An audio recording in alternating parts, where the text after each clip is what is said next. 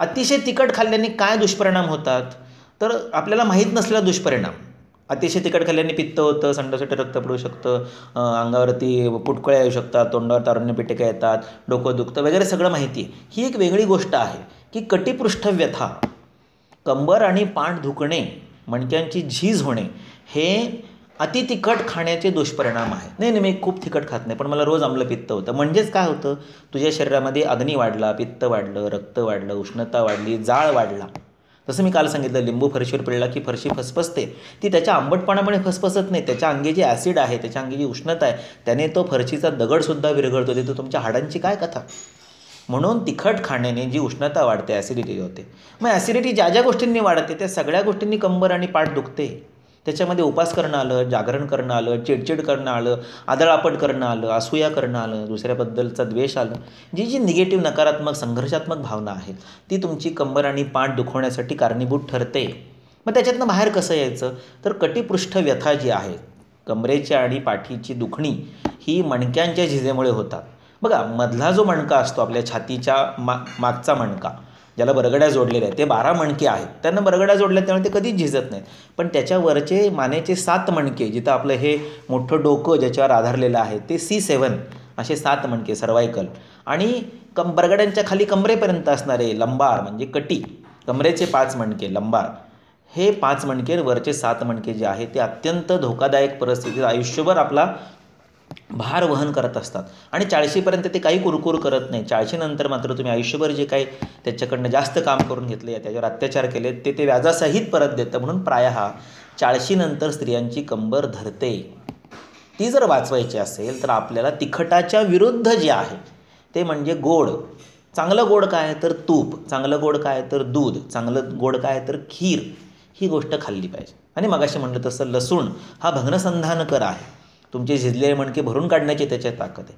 5-7 पाकळ्या लसणाच्या तुम्ही सोलल्या, थोड्या चेचल्या, 1 कप दूध 1 कप पाणी एकत्र करून उकळल्या, निम्म केलं आणि ते तुम्ही जेवायच्या आधी चमचाभर तूप घालून खाल्लं तर दूध, लसूण, तूप ह्या गोड गोष्टी, भग्नसंधान करणाऱ्या, तुमच्या हाडांची काळजी घेणाऱ्या गोष्टी तुमच्या जेवणाच्या सुरुवातीला जर पोटात गेल्या तर तुमची कंबर दुखायची थांबते. पण हा आहार आहे, औषधाची जोड लागतेच. म्हणून मी खाली केस लिहिली आहे. मणक्यांची झीज झालेली 72 वर्षांची आजी माझ्याकडं 2002 साली आली. सगळे मणके शिजलेले, L1 to S1 कमरेचे सगळे मणके शिजलेले. झालं पुणे स्टेशनजवळ, तिथे त्यांना ॲडमिट केलं होतं ऑपरेशनसाठी. पण ते सगळे मणके शिजले. वय वर्ष 72. कुठं धक्का लागला तर खालचं सगळं पॅरालाइज होऊन जाईल. डॉक्टर म्हणले, जा बाई घरी जा तुम्ही, आजीबाई तुमचं काही खरं नाही आहे, तुम्ही आपलं पेन किलर घ्या, बेडवर पडून राहा, नाहीतरी किती वर्ष जगणार आहे, एरवी तुम्ही 72ला टेकलाच आहात. त्या बेडरिडन होत्या, सगळं संडास लगेच अंथरुणावरती. त्यांची मुलगी 50 वर्षाची, ती माझ्याकडे आली, म्हणली आईला बघायला घरी आल का. मी बघितलं, अरे बापरे इतकी भयानक परिस्थिती. पाय SLR म्हणतात त्याला, तुम्ही पाय जर गुडघ्यात न वाकवता असा स्ट्रेटवरती उचलला तर त्याला असा पाय असतो, असा जर स्ट्रेट उचलला 90 डिग्रीपर्यंत गेला तर तुमचा माझा सगळ्यांचा जातो. त्या आजींचा पाय 1 डिग्रीसुद्धा वरती गेला नाही. इतकी भयानक परिस्थिती. संडास लागली तिथंच. त्यांना किती लाज वाटत असेल. एका स्त्रीला सेवा करून यायला खूप अवघड असतं. अशी सगळ्या आयांची, बहिणींची, सुनांची कथा असते की ते आयुष्यभर ते ओढत असतात आणि मग 40 नंतर ती कंबर जाते. त्यात जर सिझेरियन झालं असेल, मागे जर लंबार पंक्चरचे ॲनेस्थेशिया दिले असतील कमरेतले, तर ते लवकर होतं. तर यासाठी म्हणून या पद्धतीने आपल्याला कामं करायची की तिखट टाळायचं आणि जेवणाच्या सुरुवातीला दूध, तूप, गोड पदार्थ पोटात जाण्याची व्यवस्था करायची. मी त्या आजींना बघितलं, एक 14 दिवसाचं औषध दिलं. म्हणलं ह्यात काय होईल असं मला वाटत नव्हतं, कारण प्रॅक्टिस नुकतीच सुरू झाली होती. आणि 14व्या दिवशी ह्या 72 वर्षाच्या आजी चालत चालत स्वतःच्या पायावर आपल्या 50 वर्षाच्या मुलीसह माझ्या क्लिनिकच्या 8 पायऱ्या चढून वरती आल्या. मी भूत बघितल्यासारखं बघत होतो. अरे बापरे म्हणलं, ज्या बाईला आपण 15 दिवसापूर्वी आडवी पडलेली बघितली, हलता बोलता येत नव्हतं, ती बाई 8 पायऱ्या चढून वरती आली. म्हणलं दुसरीकडे कुठं औषध घेतलं का. ते म्हणे नाही हो, म्हणे तुम्ही नाही का मला 14 दिवसापूर्वी औषध दिलं, त्यानेच मी इथपर्यंत आले. ही भगवतीची कृपा होती. आणि त्या ज्या आजी होत्या त्या पुढे 14 वर्ष स्वतःच्या पायावर उभ्या राहिल्या, कुठल्याही प्रकारची अडचण वेदना न होता. लोक सांगायची की उड्या मारून विठ्ठल मंदिरात भजनं करतात. आता उड्या तर नसतील मारत 72व्या वर्षाला किंवा 86 वर्षावर. पुढे 14 वर्ष त्यांचा मला फोन यायचा दर गुढीपाडव्याला सकाळी की ऋषिकेश ती बरं का बरी आहे, मी तुला आशीर्वाद द्यायला फोन केला. सांगण्याचा उद्देश काय की तिखट खाल्ल्याने, आयुष्यभर कष्ट केल्याने, जागरण केल्याने, उपास केल्याने शरीराची उष्णता वाढते, त्याने तुमचे मणके झिजतात. हा प्रकार गृहिणीचा होतो, मणके झिजण्यानंतर. टेबलवर करणाऱ्यांची मान जाते. त्या आपली मानहानी टाळायची असेल, आपली कंबर खचू द्यायची नसेल, आपल्याला जर ताठ मानेने उभं राहायचं असेल, आपल्याला कंबर कसून कामाला लागायचं असेल, तर आपण जेवणाच्या सुरुवातीला दूध तूप हे आयुष्यभर खाल्लं पाहिजे. जेवणाच्या सुरुवातीला रात्री झोपताना नव्हे, पोट भरले आणि मी रात्री झोपताना ग्लासभर दूध पिलं तर ते पोटावर येतं, मेद होतो त्याचा. पण तेच जर चांगली भूक लागलेली असताना इतर काही खायच्या आधी आपण जेवणाच्या सुरुवातीला 1 चमचाभर तूप आणि 1 कपभर दूध पिलो तर आपले गुडघे, आपले मणके, आपले कंबर, मान ही कधीही झिजणार, दुखणार नाही. करून बघा आणि 15 दिवसात मला कळवा.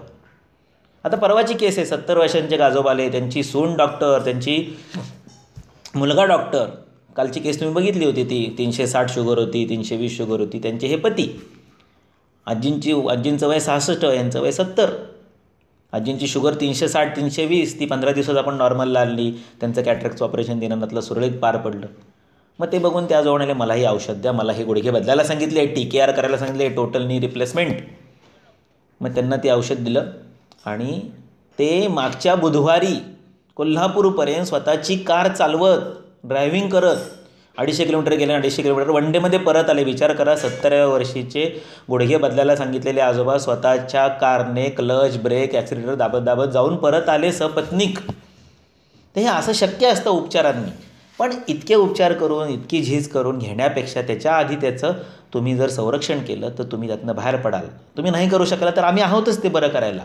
मागच्या 23 वर्षात 1600पेक्षा जास्त केसेस आपण मणक्यांची झीज, गुडघ्यांची रिप्लेसमेंट, लिगामेंट टेअर असे केलेले आहे. 23 वर्षाची तरुणी होती, लग्न होत नव्हतं, बेडवरती पडून होती. कोपरगावला मी तिच्या घरी जाऊन तिला तपासलं. तिला उतरता चढता येत नव्हतं बेडवरनं खाली. औषध दिलं आणि 14 दिवसांनी ती कोपरगाववरून साध्या STमध्ये बसून कोपरगाव ते पुणे प्रवास करून पाटील प्लाझाच्या आमच्या क्लिनिकमध्ये उभी राहिली. या गोष्टीला 21 वर्ष पूर्ण झाली. आजही ती मुलगी व्यवस्थित आहे. असं होत असतं. तसंच एक तरुण होता, त्याला लॅबमध्ये काम करायचा, त्याची स्लिप डिस्क झाली आणि त्याला उभं राहता येईना, निराश झाला. तो 8 दिवसात ठीक झाला आणि 18 वर्षानंतर त्याच्या बायकोला तो घेऊन आला की त्याची बायको मेस चालवायची. त्यानं कुठंतरी डबा काढायला गेली आणि सगळी पाठ लॉक झाली, हात तसेच वरती, पाय तसेच खाली. शनिवारी संध्याकाळची गोष्ट, डॉक्टर म्हणजे ऑपरेशन करायला लागेल. रविवारी आमची पुण्यात प्रॅक्टिस असते, रविवारी सकाळी तो क्लिनिकमध्ये घेऊन आला आणि 7व्या दिवशी त्याची बायको ॲक्टिवावरती बसून त्याच्या मुलीला शाळेत सोडण्यासाठी गेलीसुद्धा. तर मणके असोत, गुडघे असोत, मानेचे असोत, लिगामेंट टेअर असो, या गोष्टी ट्रीट होऊ शकतात, त्या बऱ्या होऊ शकतात हे नक्की. त्याला अवघे 42 दिवस लागतात, तो काही प्रश्न नाही. काही बस्ती न घेतासुद्धा कुठलाही रसकल्प, हेवी मेटल, केमिकल न वापरता हे शक्य आहे. पण इतकं तुटेपर्यंत आपण ताणायचं का ह्याचाही विचार करा.